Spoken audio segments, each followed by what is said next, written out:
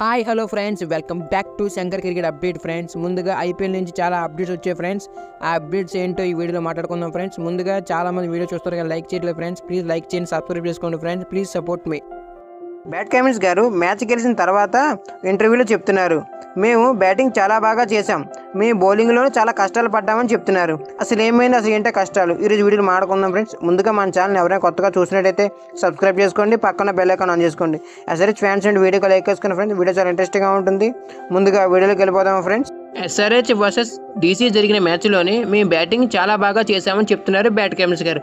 అలాగే మీ బౌలింగ్లో కూడా చాలా ఆందోళన పడ్డానని చెప్తున్నారు బ్యాట్ కమిన్స్ గారు.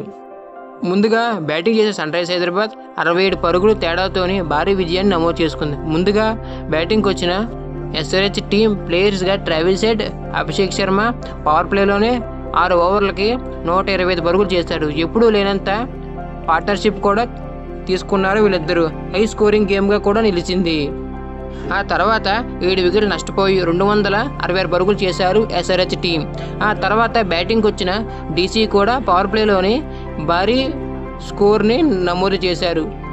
కాకపోతే మేము పవర్ ప్లేలోని చాలా భారీగా రన్స్ ఇచ్చాం.